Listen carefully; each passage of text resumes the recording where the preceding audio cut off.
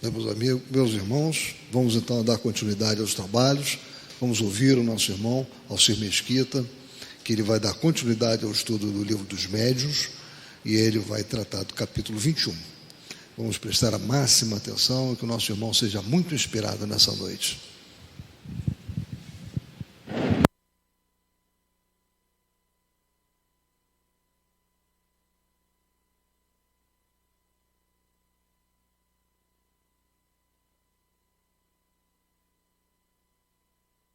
Nos ampare e sustente na noite de hoje. O Kardec, no livro dos Médiuns, trata no capítulo 21 sobre a influência do meio no nosso trabalho. E nós vamos começar entendendo o que ele está falando sobre meio, né? Que nós vamos lembrar que no século XIX, 1860, quando Kardec fazia as experiências e as discussões doutrinárias e fenomenológicas, ele fazia na casa de convidados, na sua casa, né? Então, o meio para o Kardec era aquele meio de reunião que se fazia na casa de diversos médiuns, diversos estudiosos da doutrina, na sua casa. O meio, na nossa atual caminhada, é um pouco diferente, né? É um meio que tem uma influência, mas que meio é esse? Então, a gente vai começar a analisar a nossa relação com o meio, né? Primeiro é a casa espírita, porque o que acontece conosco hoje? Nós não praticamos mais a doutrina na casa de A, B ou C, nós nos reunimos na casa espírita, né? A área da prática doutrinária é a casa espírita. Então, a casa espírita passa a ser o nosso núcleo de trabalho. E a harmonia da casa espírita é representada pelo trabalho do conjunto de frequentadores, né? Somos nós que definimos pela nossa vibração mental a psicosfera da nossa casa espírita. Então, cada casa espírita edifica outros planos espirituais em cima dessa estrutura física a partir da nossa capacidade de gerar harmonia, padrões vibratórios positivos, né? Então vocês vão desdobrar, além do campo físico, ambientes de atendimento espiritual, hospitais, enfermarias, que são decorrentes da nossa capacidade de gerar energias mentais. Então a casa espírita é o nosso santuário, né? É a escola doutrinária e que depende fundamentalmente de todos nós que frequentamos. Os médiuns, que é o objeto do nosso estudo hoje, né? Os médiuns têm um papel, uma importância muito grande. A gente vai ver aqui durante o estudo que o padrão moral, o padrão vibratório de cada um de nós trabalhadores define com clareza o padrão de afinidade com a espiritualidade. Então nós vamos ter mentores tão mais evoluídos quanto melhor for o nosso padrão moral, o nosso padrão intelectual. Os dirigentes têm que seguir esse mesmo caminho, né? Não são só os médiuns. Os dialogadores têm que estar preparados, têm que estar instruídos, têm que estudar a doutrina, têm que ter uma ampla reforma íntima para que eles possam efetivamente socorrer aqueles necessitados. As vibrações mentais durante, né, que cria-se a psicosfera no ambiente, a psicosfera brilhante e radiante de uma casa que está alicerçada no trabalho do bem e da caridade. Então, o pensamento nosso, então quando nós chegamos à casa espírita, que o trabalho já se iniciou há muito tempo, nós temos que nos alinhar mentalmente, nos preparar. E a reforma moral, que é fundamental, que é dolorosa, que é de dentro para fora, né? É com o pai, e aqui tem ali um martelinho e um punção, para a gente ir quebrando a casca antiga. Essa reforma moral é inalienável, né? Você não faz uma casa espírita sem reforma moral. Então esse é o meio. Quando Kardec fala para nós, ele está falando para esse meio. Nós, trabalhadores, a nossa casa, não está mais falando do lar individual de cada um de nós, mas da casa espírita. Então ele começa falando no parágrafo 231, no item 1º, o meio que se acha o médium exerce alguma influência nas manifestações, e esse meio agora qual é? É a casa espírita, né? O nosso meio não é a casa de A, B, C ou D, não, é a casa espírita. Todos os espíritos que cercam o médium o auxiliam, para o bem ou para o mal. Então, nós temos a plateia material visível e a plateia invisível. E cada um de nós traz seus companheiros espirituais, né? Afetos e desafetos, que se alinham com quem?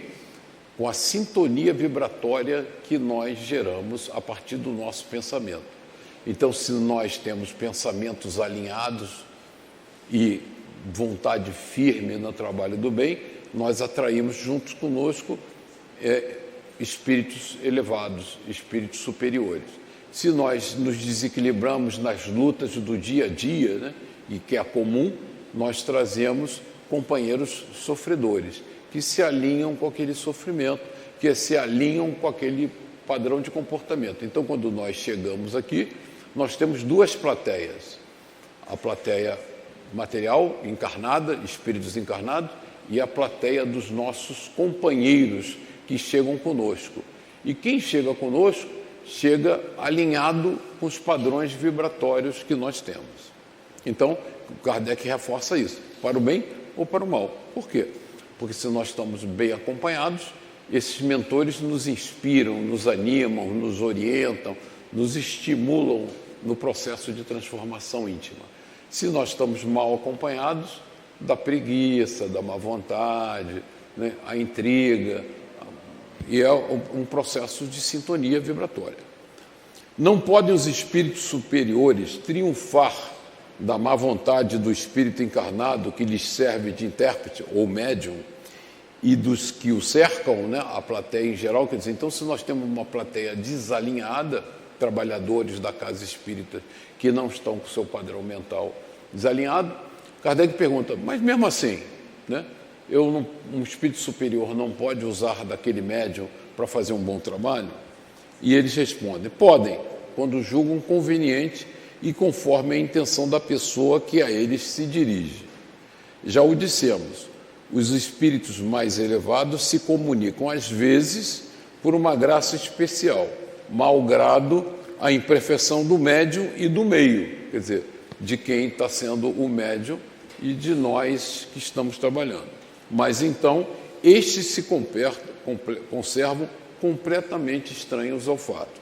Então, a reunião espírita séria está baseada em padrões muito importantes de comportamento. Manuel Filomeno de Miranda, sobre isso, diz o seguinte, é uma figura da Federação Espírita do Rio Grande do Sul.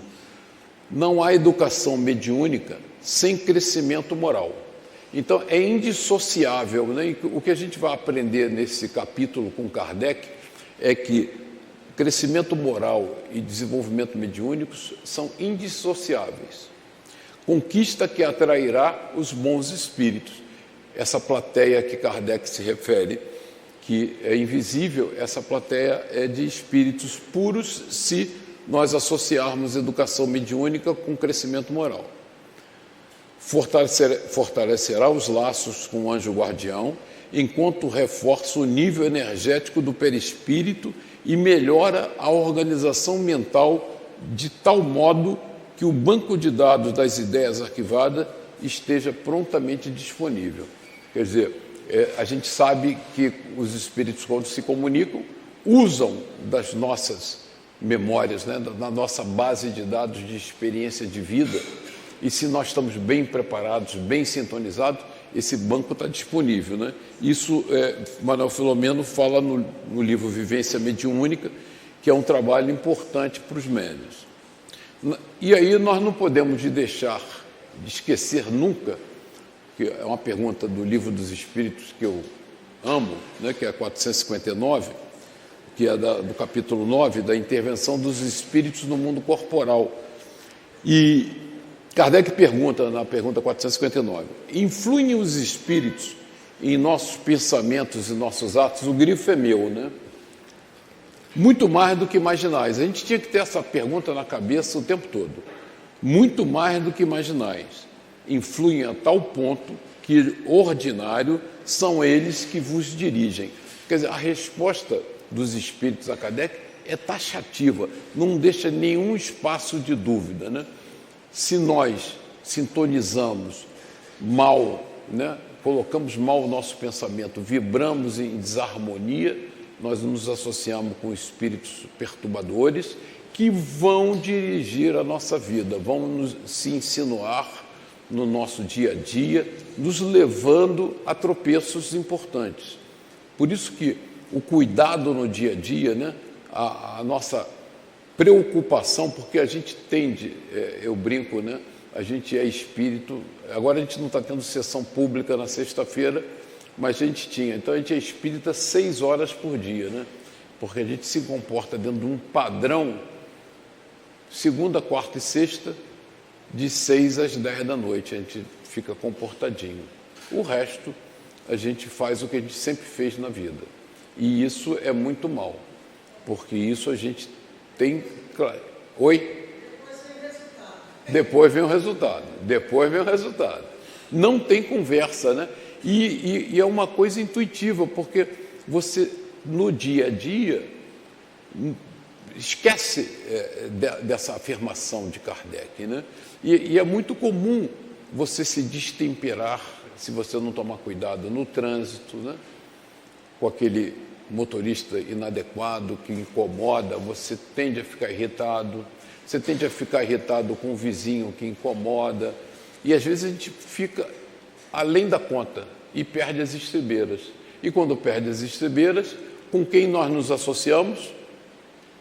Com os desocupados, né, que estão na erraticidade, louco por uma oportunidade de poder perturbar.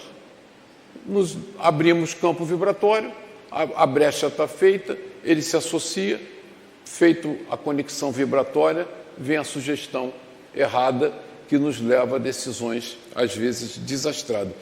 Pergunta 459. Leiam todo dia. Porque aí a gente lembra, opa, não vou dar chance. Não vou dar chance ao azar, né? Porque se eu me irritar, se eu me descontrolar, se eu agir como sempre nós agimos no dia a dia, eu vou ter consequências.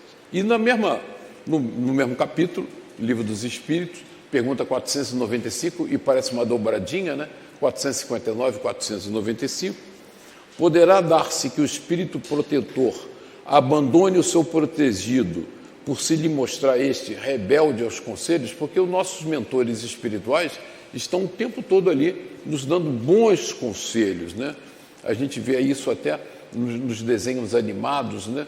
O personagem, o Mickey, o Pateta, lá tem dois, o anjinho e um demôniozinho buzinando no ouvido dele, né? E é a figura muito clara, né? É o protetor tentando te conduzir a um trabalho profícuo, produtivo, e aquele espírito perturbador te levando ao desastre. E os espíritos respondem, afasta-se. Afasta-se quando vê que seus conselhos são inúteis e que mais forte é no seu protegido a decisão de submeter-se à influência dos espíritos inferiores. Mas não o abandona completamente e sempre se faz ouvir. É então o homem que tapa os ouvidos. Então, nós temos um mentor que está ao todo tempo zelando por nós ali ao nosso lado, mas que em determinado momento, como nós damos mais ouvido às vibrações inferiores, ele nos deixa livre-arbítrio, né? Você pode fazer o que você quiser. A decisão é sua, as consequências, como a Edna lembrou, são suas também. A colheita é obrigatória, né? Você vai colher. Oi.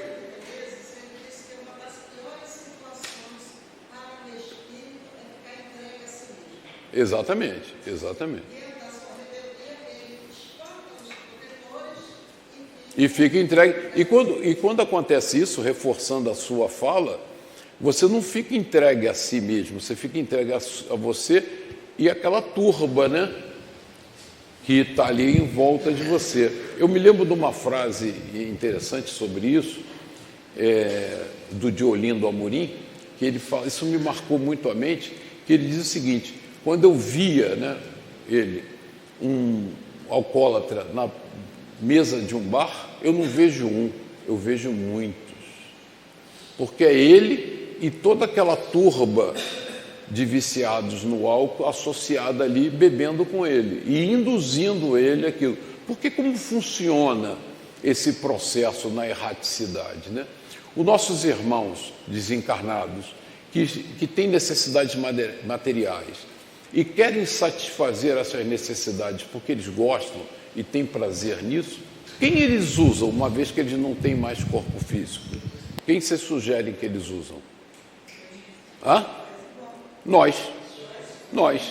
Então, se ele quer beber e você dá facilidade, ele vai fazer você beber porque é bom, ele vai se sentir feliz com aquilo, né? Esse eu estou falando da bebida como de qualquer outro desvio de comportamento. Esses desvios de comportamento, muitas das vezes, como a Edna está falando, você ficou sozinho porque você se afastou do seu protetor, e todos aqueles desocupados que gostam da vida, das sensações materiais, vão nos usar como instrumento, né, desse prazer. Por favor, Mauro.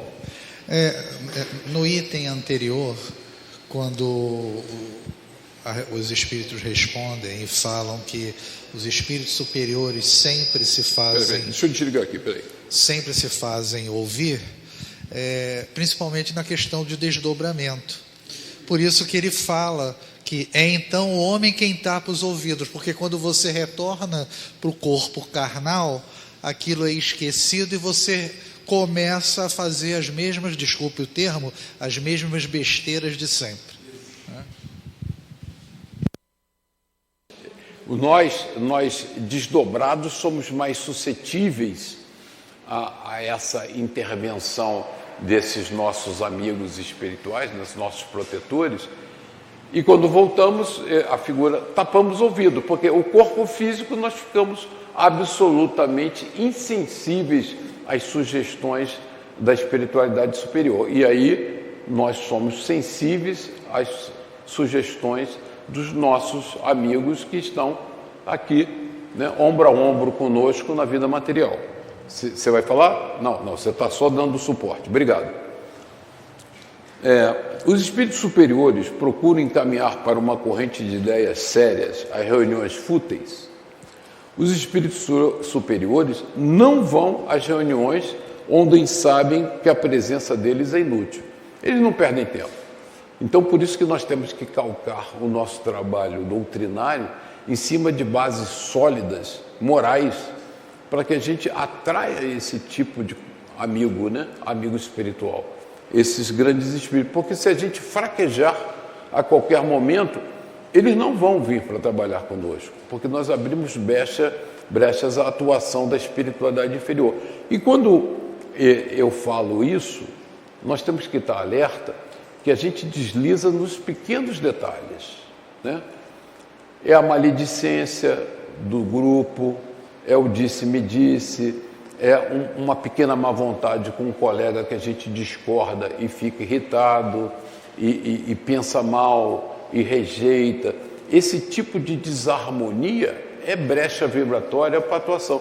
Então, ser espírita é um exercício intenso de transformação, porque assim nós nos associamos com a espiritualidade superior e criamos uma casa sólida, né? Senão a gente não consegue fazer isso. Então vamos lá. Nos meios pouco instruídos, mas onde há sinceridade de boa mente, vamos, ainda mesmo que aí só instrumentos medíocres encontremos. Nos meios pouco instruídos, porque às vezes a gente tem muito boa vontade, mas não estuda. O que nós estamos fazendo agora? Educação mediúnica. Nós estamos nos preparando adequadamente para o exercício da mediunidade, nós todos. E isso faz com que nós estejamos preparados, não sejamos medíocres. Você vê que a espiritualidade é doce, mas é firme com as palavras. Não vamos, porém, aos meios instruídos, onde domina a ironia. Em tais meios é necessário se fale aos ouvidos e aos olhos.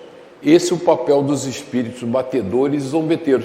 Porque havia, ainda um pouco hoje, mas havia naquela ocasião, principalmente na França, uma discussão de intelectuais que queriam se dedicar única e exclusivamente à fenomenologia. Eles não estavam muito afetos ao aspecto moral doutrinário.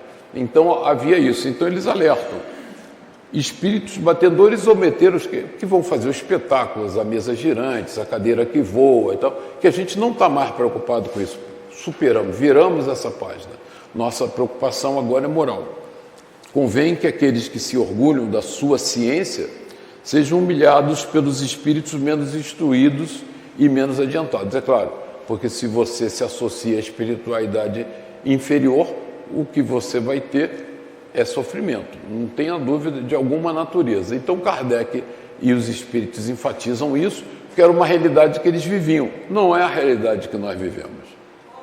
Pois não?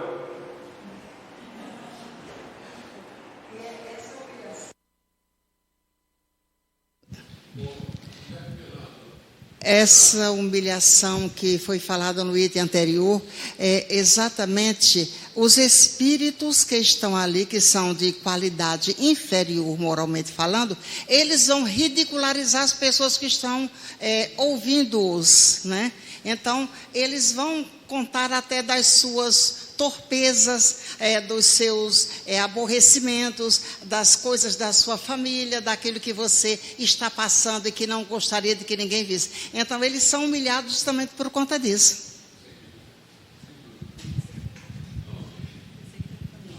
A gente, quando está lidando e diálogo com as sombras, o Hermínio Miranda nos alerta sempre, com espíritos inteligentes, não são bobinhos. Nós estamos lidando com inteligências, às vezes, mais preparadas do que nós. O que eles não têm é amor, caridade, benevolência. Mas quais são as nossas armas? O amor, a tolerância, a paciência, a resignação. É isso que nos transforma, é isso que dá a nós capacidade de trabalhar com essas entidades. Aos espíritos inferiores é interdito o acesso a reuniões sérias? Não, né? Não. E a gente sabe disso, porque senão não teríamos dialogação. Aqueles espíritos inferiores vêm aqui na dialogação, assistem às palestras, muitos falam, não, já entendi porque eu assisti a apresentação de hoje e isso me convenceu. É permitido assistir a elas, e é importante, a fim de aproveitar os ensinos que vos são dados, mas conservam-se silenciosos, como estouvados numa assembleia de gente ponderada. E isso é um efeito vibratório, né? Porque os nossos mentores estabelecem um padrão vibratório tal que eles se sentem algemados. Eles dizem, eu estou algemado, ninguém algemou ninguém, mas você não tem a liberdade de fazer o que quer.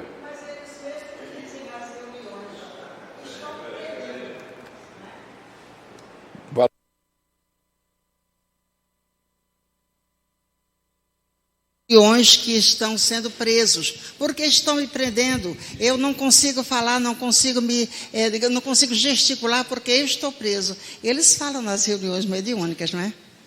Quer dizer, são os estouvados que pela moralidade da reunião, eles são contidos, não é? Inclusive, eles comentam, né, que gostariam de gritar, esbravejar, socar, e são impedidos por um conjunto de atuação do médium educado e dos protetores espirituais. Então eles ficam limitados, porque isso é uma assembleia séria, né? É um trabalho que nós fazemos. Então essa é a importância da seriedade. Eu peguei aqui, sob a influência do meio André Luiz, ele conversando com Monteiro no diálogo no Domínios da Mediunidade, que era um dialogador, e ele diz, chamando a atenção para a dificuldade com que se defronta o espírito quando em luta na carne pela influência do meio material, né? Da vida material. São tantas e tamanhas exigências dos sentidos em relação com o mundo externo que não escapei, Monteiro, do doloroso desastre. Mas como, indaga André Luiz, sequioso de conhecimentos? é que a multiplicidade de fenômenos e as singularidades mediúnicas reservam surpresas de vulto a qualquer doutrinador. Essa é um recado para os nossos dialogadores, né? Que possua mais raciocínio na cabeça que sentimentos no coração. Então, o que norteia o nosso trabalho são os valores morais e o amor no coração. E Hermínio lembra disso, né? A esgrima intelectual com algumas entidades espirituais é besteira, porque eles estão muito mais bem preparados que vocês na capacidade, né, do discurso, na oratória, na capacidade de argumentação. O que nos previne e nos protege é o amor, né? É a vontade de amar e nos doar. Em todos os tempos, o vício intelectual pode desviar qualquer trabalhador mais entusiasta que sincero. E foi o que aconteceu comigo. Nessa conversa em grupo, em nosso lar, o ex-doutrinador na Terra repassa com minúcias emocionantes os quadros mais amargos de sua experiência, não obstante o entusiasmo que assumiu a delicada tarefa. Eu cortei o trecho que era longo, e tem um pedaço que o Monteiro, lógico que é um nome fictício que o André Luiz deu para ele, que ele comenta que ele estava no trabalho de dialogação e mal terminado o trabalho, ele ia para a janela gritar e xingar as crianças que estavam fazendo barulho na rua e perturbando. Me lembra muito o irmão Jacó, né? Voltei, que era um trabalhador incansável da doutrina espírita, mas rígido e às vezes ríspido no tratar do dia a dia. Então ele não estava com o amor no coração. Ele era um homem reto, dedicado, trabalhador, mas a gente sabe o que ele sofreu, né? O que ele passou. Influência e sintonia. No item 232, Kardec fala: fora erro acreditar que alguém precisa ser médium para atrair a si os seres do mundo invisível. Claro, a gente viu na pergunta 459 que a gente está se acotovelando com eles a todo momento, e eles que nos dirigem, se nós deixarmos. Eles povoam o espaço, temos-los incessantemente em torno de nós, ao nosso lado, vendo-nos. Isso é que é mais interessante, né? Porque a gente também esquece.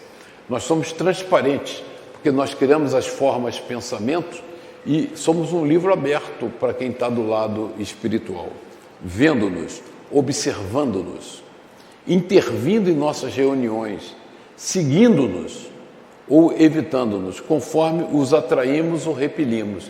Então eles estão com a faca e o queijo na mão, como nós diríamos, né?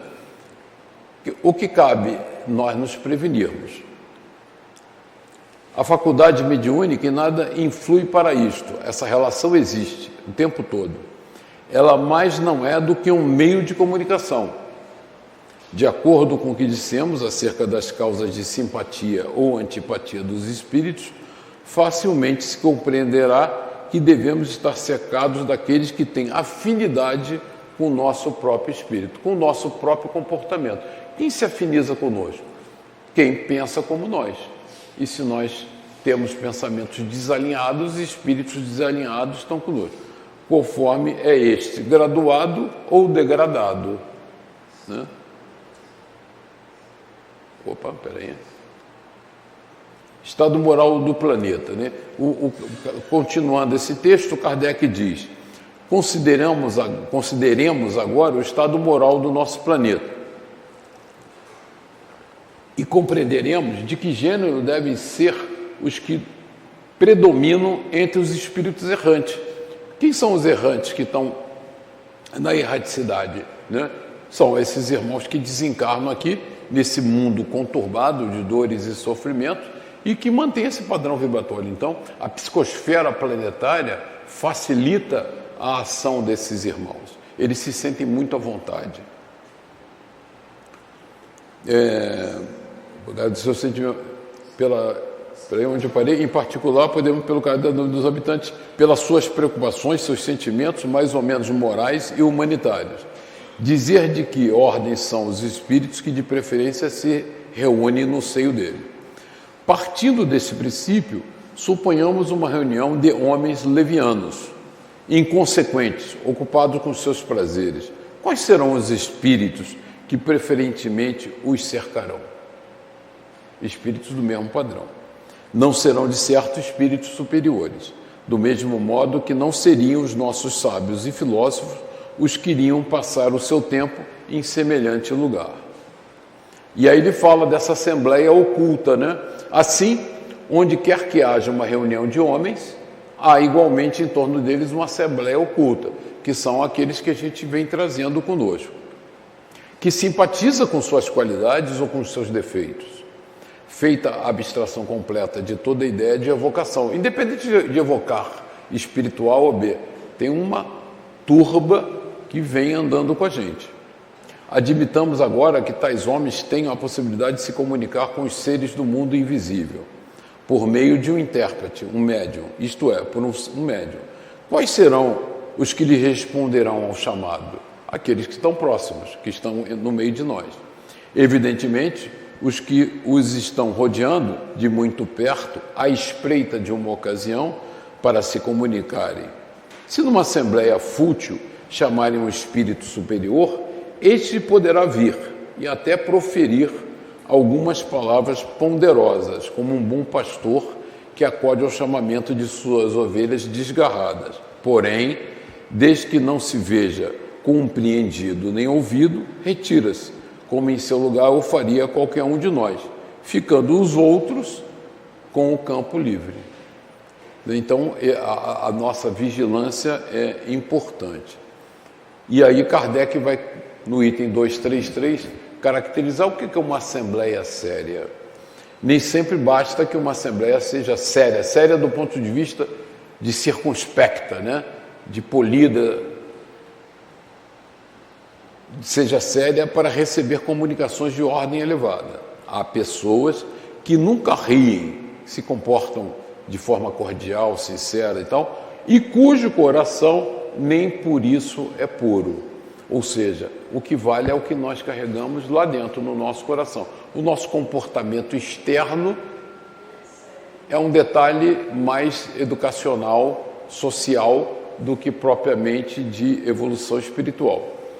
Nenhuma condição moral exclui as comunicações espíritas. Os que, porém, estão em mais condições, esses se comunicam com os que lhes são semelhantes, os quais não deixam de enganar e de lisonjear os preconceitos. Os espíritos zombeteiros, inclusive, adoram elogiar a gente e reforçar comportamentos inadequados, né?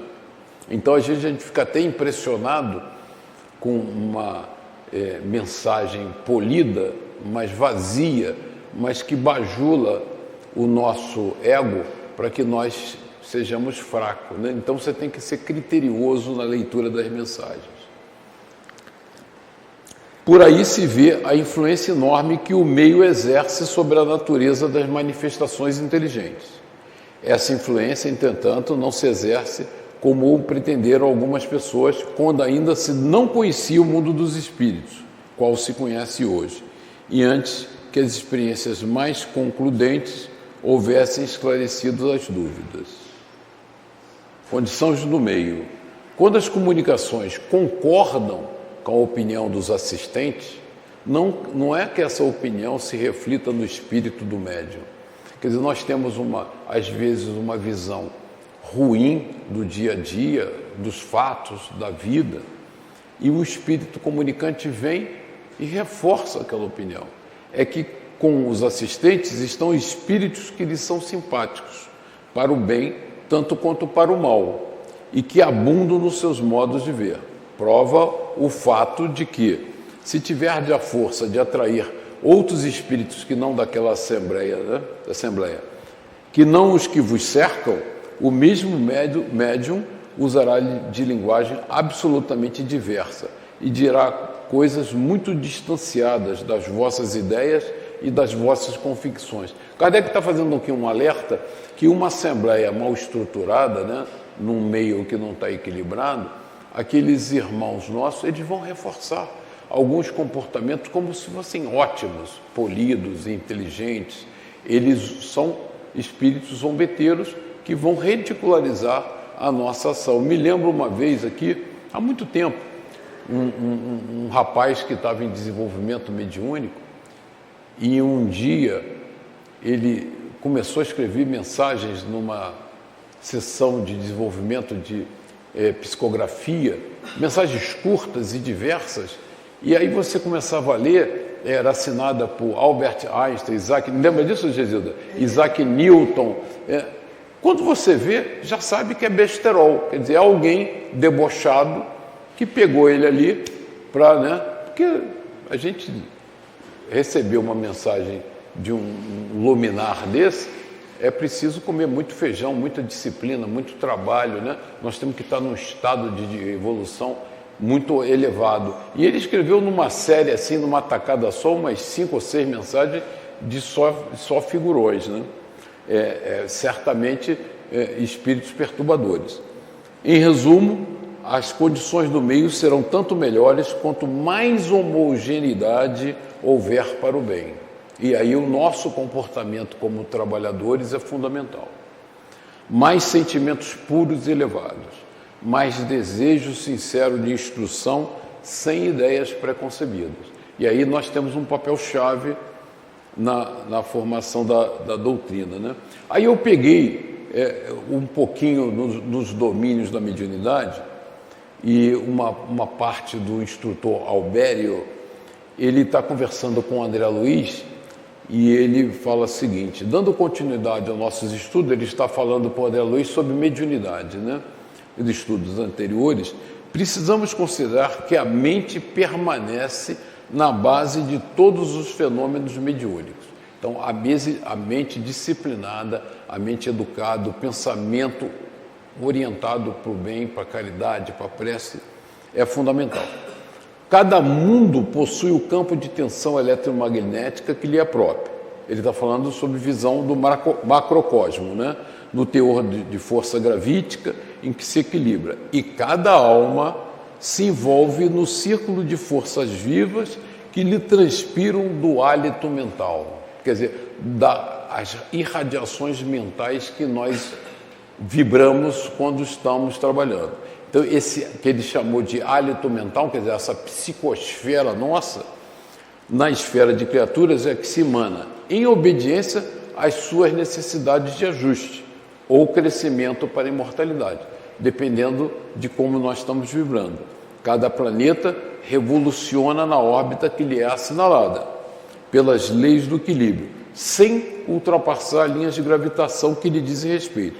A cada consciência, aí ele vai fazer o paralelo, evolve no grupo espiritual a cuja movimentação se subordina. Então nós todos temos que vibrar para criar esse campo. E aí ele reforça sobre sintonia. Em mediunidade, portanto, ainda é o Albério. Não podemos olvidar, não podemos esquecer o problema da sintonia. Atraímos os espíritos que se afinam conosco, tanto quanto somos por eles atraídos.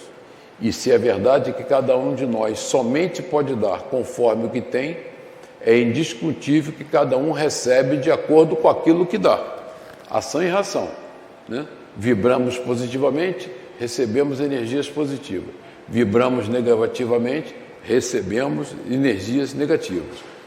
Achando-se a mente na base de todas as manifestações, quaisquer que sejam as características em que se expressa. É imprescindível enriquecer o pensamento, incorporando-lhe os tesouros morais e culturais, os únicos que nos possibilitam fixar a luz que jorra para nós. Quer dizer, essa luz que os nossos mentores, os dirigentes da casa, derramam na casa durante os trabalhos, elas só vão ser fixadas se nós formos capazes de tesourar esses tesouros morais e culturais. E você vê que ele faz um adendo aqui importante, né? Não é só morais, é intelectual, tem que estudar, tem que se aculturar. Que joga nas esferas mais altas, através dos gênios da sabedoria e do amor que supervisionam a nossa experiência, nossos mentores, né? O espelho, ele fala sobre o espelho. Procederam acertadamente aqueles que compararam o nosso mundo mental a um espelho, refletimos as imagens que nos cercam e arremessamos na direção dos outros as imagens que criamos. E como não podemos fugir ao imperativo da atração, somente retrataremos a claridade e a beleza se instalarmos a beleza e a claridade no espelho de nossa vida íntima. Então, o que nós estamos vibrando e emanando permanentemente na nossa caminhada é fruto de como nós internamente nos comportamos e pensamos.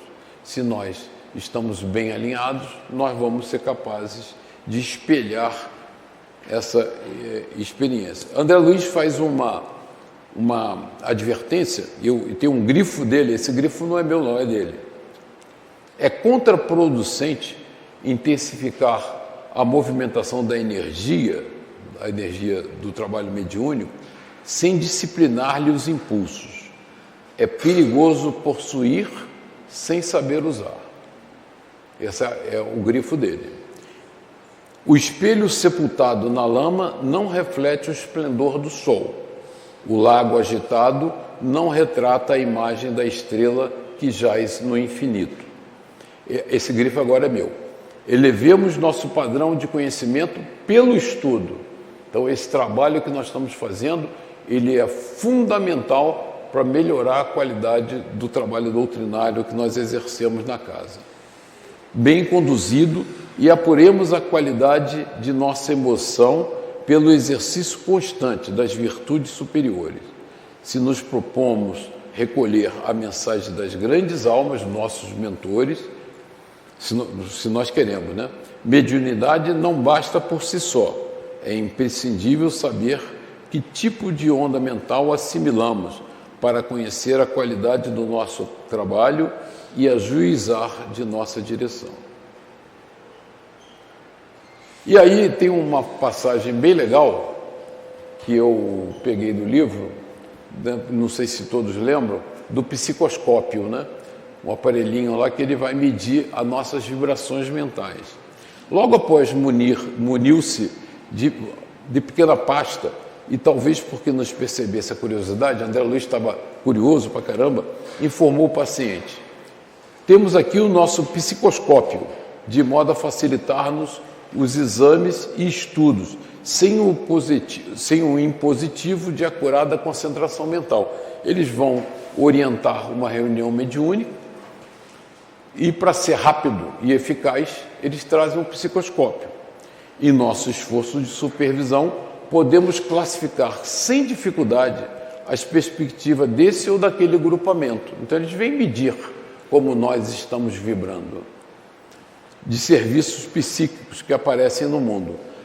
Analisando a psicoscopia de uma personalidade ou de uma equipe de trabalhadores, é possível notar-lhes as possibilidades e categorizar-lhes a situação, segundo as radiações que projetam. Planejamos a obra que podem realizar no tempo. Então, quando nós nos reunimos numa reunião mediúnica como essa que nós vamos fazer hoje, a espiritualidade já está aqui na casa, né? E quando nós formos sentar para trabalhar, eles vão medir com o psicoscópio qual é a nossa capacidade de realização naquele dia, se nós estamos efetivamente preparados, né? E André Luiz começa a fazer uma série de perguntas para o Aulus, que era um instrutor, e ele responde: de certo que estamos sujeitos, né? Porque dissemos, mas nós vamos medir a psicoscopia de todo mundo, que estamos sujeitos às sondagens dos planos superiores, tanto quanto pesquisamos agora os planos que nos situam à retaguarda. Se o espectroscópio permite ao homem perquirir a natureza dos elementos químicos, localizados a enorme distância através de onda luminosa que arrojam de si com muito mais facilidade, identificaremos os valores da individualidade. Essa comparação é importante porque o espectroscópio, né, você mede o espectro luminoso e pela sua distribuição nas bandas de luz, eu sei que elementos tem aquela estrela. Então, daqui, medindo a luz de uma estrela, eu sei dizer que componentes compõem aquela estrela. Com o psicoscópio, ele mede e pelas vibrações mentais nossas, eles podem dizer qual é o padrão moral de cada um de nós. Muito mais facilidade, identificaremos os valores de cada individualidade humana, pelos raios que ele emite.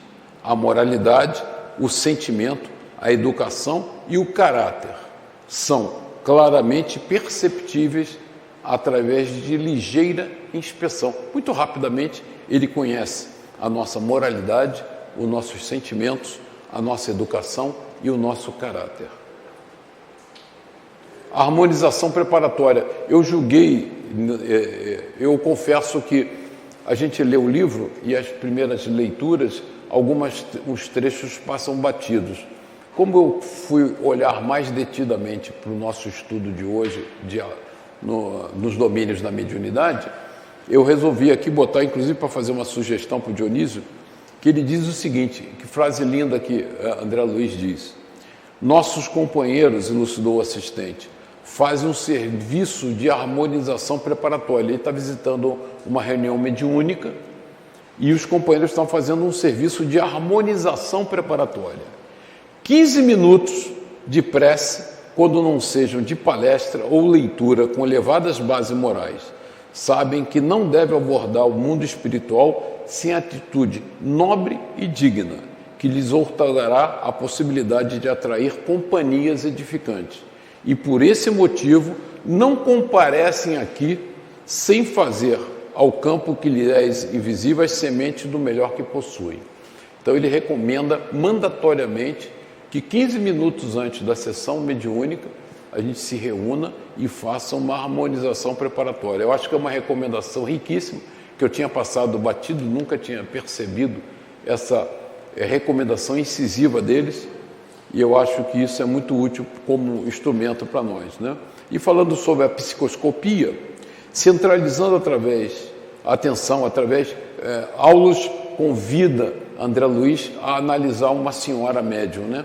Centralizando a atenção através de uma pequenina lente que Aulus nos estendeu, o cérebro de nossa amiga pareceu-nos poderosa estação radiofônica, reunindo milhares de antenas e condutores, resistências e ligações de tamanho microscópio à disposição das células especializadas em serviços diversos, a funcionarem como detectores e estimulantes, transformadores e amplificadores da sensação e da ideia, cujas vibrações fulguravam aí dentro como raios incessantes, iluminando um firmamento minúsculo. Ele descreve, era uma médium muito bem preparada, né? E eles fazem a psicoscopia dela e ele relata, né, como o cérebro dela estava agindo em harmonia, em equilíbrio, né, com muita formação de caráter. Então, uma importante recomendação para nós. Logo após, numa sessão pública, um colaborador de nosso plano flanqueou o acesso a numerosas entidades sofredoras e perturbadas, que se postaram diante da Assembleia. Disse-ia que se aglomeravam em derredor dos amigos. Isso é uma sessão como a nossa, que vai acontecer daqui a pouco. Disse-ia que se aglomeravam em derredor dos amigos encarnados em prece, quais mariposas inconscientes rodeando grande luz, né? Quem gosta de ir para o mato, para o interior, se acende a lâmpada e as mariposas ficam... E assim que esses espíritos se compõem, né? Mimetismo. São almas em turvação mental, que acompanham quem? Como elas chegam à nossa casa?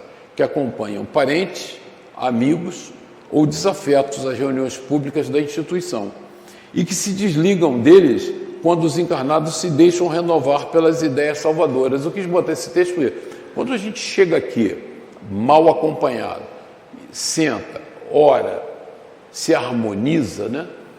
Tem a leitura da página preparatória, a gente começa a se harmonizar no ambiente, esses irmãos se afastam de nós. Por isso, aquela sensação de sentar na casa espírita e sentir conforto, né? Você veio meio enjoado, meio triste, meio alquebrado, aí você senta ali, orou e tal, de repente você começa a sentir uma sensação, né? É como Herculano descreve os tratamentos psiquiátricos nos antigos manicômios, né? Porque você dava choque, banho de água fria e tal, e ele explica. Claro que ele fica calmo, o obsessor se afasta, porque ele não quer levar choque nem água fria. Então, naquele momento, ele fica calmo. Os encarnados se deixam inovar pelas ideias salvadoras expressas na palavra dos que veiculam o ensinamento doutrinário. Modificado o centro mental daqueles que habitualmente vampirizam, essas entidades vêm-se como que despejadas de casa. Porquanto, alterada a elaboração do pensamento, naqueles a que se afeiçoou, experimentam súbitas reviravoltas nas posições que falsamente se equilibram. Então, a gente vem acompanhado daqueles irmãos sofredores e no primeiro momento que nós nos harmonizamos, eles se afastam. Então, se nós tivéssemos nos harmonizado antes, durante o dia, na nossa casa, nós já veríamos sem essas companhias. Algumas delas, rebeladas, fogem dos tempos de oração como este, detestando-lhes temporariamente os serviços e armando novas perseguições às suas vítimas, toda vez que a gente abre brecha vibratória, que procuram até o reencontro. Contudo, outras, de algum modo tocadas pelas lições ouvidas, então, confirmando, eles ouvem as nossas preleções, demoram-se no local das predicações em ansiosa expectativa, famintas de maior esclarecimento. Nesse momento, na reunião, o irmão Clementino, que era o dirigente da casa, da reunião mediúnica, pousou a destra na fonte do amigo que comandava a Assembleia, mostrando-se o mais humanizado, quase obscuro. Ele teve que reduzir seu padrão vibratório para entrar em sintonia. O benfeitor espiritual, que ora nos dirige, acentuou o nosso instrutor, afigura-se no mais pesado porque amorteceu o elevado tom vibratório em que respira habitualmente, descendo à posição de Raul, que era o dirigente da reunião, tanto quanto lhe é possível, para benefício do trabalho começante. Então, vocês veem como esse processo de harmonização, de sintonia, ele está permanentemente permeando a nossa vida. Eu vou correr porque o meu tempo vai acabar. E aí, esse pedacinho eu queria, porque ele ressalta o seguinte: acentuou o orientador. A mediunidade é um dom inerente a todos os seres, como a faculdade de respirar. E cada criatura assimila as forças superiores ou inferiores às quais sintoniza. O tempo todo, não só Kardec como André Luiz, vem falando sobre o problema da sintonia, né? Por isso mesmo, o Divino Mestre recomendou-nos oração e vigilância. Orai e vigiai. Porque é isso que nos liberta desses processos obsessivos, né? Orai e vigiai para não cairmos nas sugestões do mal, porque a tentação é o fio de forças vivas a irradiar-se de nós, captando os elementos que lhes são semelhantes e tecendo assim, ao redor de nossa alma, espessa rede de expulsos, por vezes irresistíveis. E aí, para terminar, eu peguei um pensamento de Miramês, de Horizonte da Mente, que ela diz o seguinte: a mente é como o chuveiro da alma. Aquilo em que pensais firmemente cairá sobre vós mesmos, de modo a vos libertar ou vos encarcerar, dependendo do teor dos sentimentos que impulsionam as ideias. Então, são as nossas ideias, é a nossa qualidade do nosso pensamento, é a qualidade da nossa reforma moral, né? Fica a recomendação: não há desenvolvimento moral, não há espiritismo sem reforma moral. Eu acho que essa mensagem é muito importante para nós refletirmos, e quanto à harmonia, que nós todos somos responsáveis pelo sucesso dos trabalhos que se desenrolam nesta casa. Muito obrigado. Boa noite.